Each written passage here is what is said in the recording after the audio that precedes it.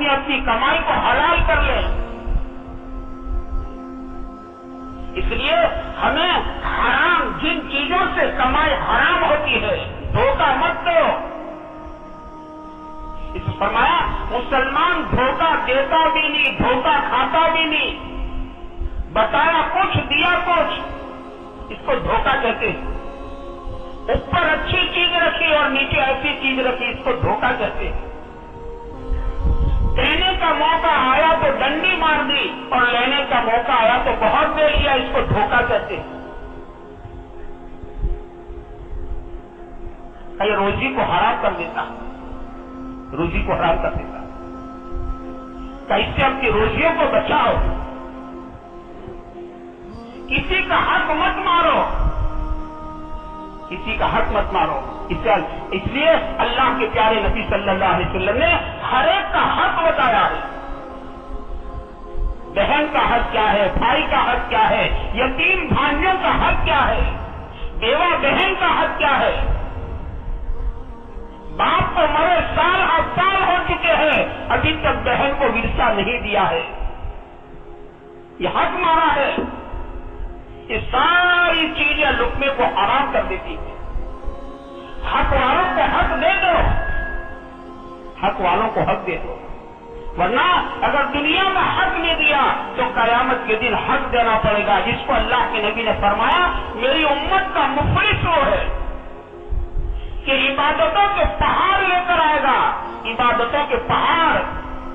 کہ دنیا میں کسی کا حق مارا تھا, بھائی کا حق مارا, بہن کا حق مارا, یتیم بھانجوں کا حق مارا, پڑوسی کا حق مارا, جانوروں کا حق مارا, کسی کی غیبت کی, کسی کو ستایا, کسی پر بہتان باندھا تھا, کسی کی لڑکی پر تہمت لگائی تھی, کسی کو گالی دی تھی, کسی پر ظلم کیا تھا, تو سارے لوگ آئیں گے اور اس کے اعمال ان کو دے دیے جائیں گے. اٹھاؤ. کسی کے 2-5 پیسے دبائے 700 مقبول نمازیں دے دی جائے گی کہ گئی اس کی نماز. دیتے دیتے دیتے یہ عبادتوں کا پہاڑ لے کر آیا تھا, اس کی ساری عبادتیں ختم ہو گئی. پھر بھی حق والے باقی رہے تو حق والے کے گناہ, حق والوں کے گناہ اس پر ڈال دیے جائیں گے اور اسے جہنم رسید کر دیا جائے گا. کہ عبادتوں کا پہاڑ لے کر آنے والا گناہوں کے پہاڑ لے کر جہنم کے حوالے ہوا. کہتے مفلس ہے. حق والوں کو حق دے دو, حق والے کا حق دے دو. اپنے لقمے کو حلال کر لو, ناپ توڑ میں کمی مت کرو, ڈنڈی مت مارو, چیزوں میں ملاوٹ مت کرو, اپنا لقمہ حلال.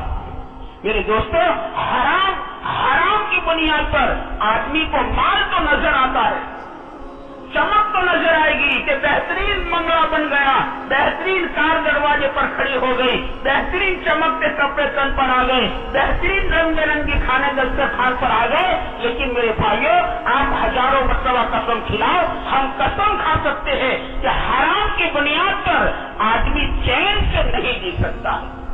ظاہر میں تو چمک ہے لیکن اندر سے آدمی بے چین رہے گا, بے چین رہے گا. جیسے زہر آدمی کو تڑپا کر موت کے گھاٹ اتارتا ہے, ایسے حرام آدمی کو چین سے قسم خدا کی جینے نہیں دیتا ہے.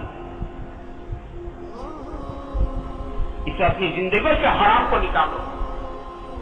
کمایا تھا حرام, محنت کر کے کمایا, حلال کمایا تھا, لیکن بجلی کی چوری کر لی. جیسے آج عام رواج ہو گیا, جس کو آدمی گناہ نہیں سمجھتا.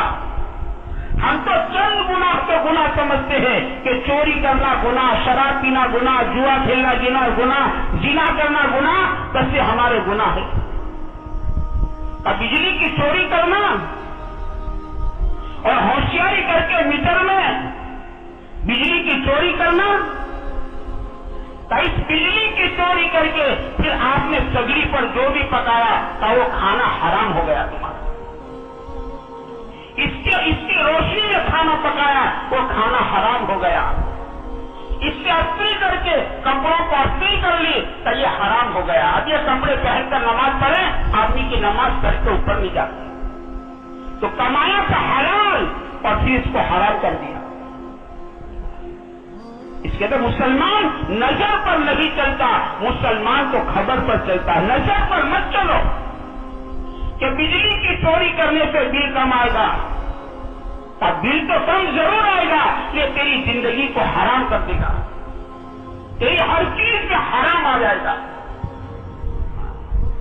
نظر پر مت چلو، اور حرام کا حرام حرام ہے، اس میں کبھی برکت نہیں ہے، اس میں چین نہیں ہے، اس میں سکون نہیں ہے، بلکہ اس کی نحوست کہتے اولاد میں منتقل ہوتی ہے۔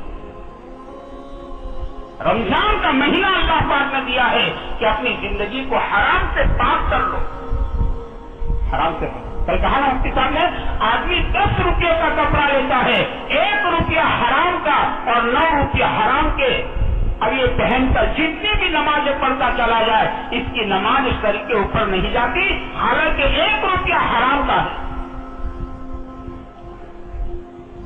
پڑوسی کی زمین چلائی، حالانکہ مجھے معلوم ہے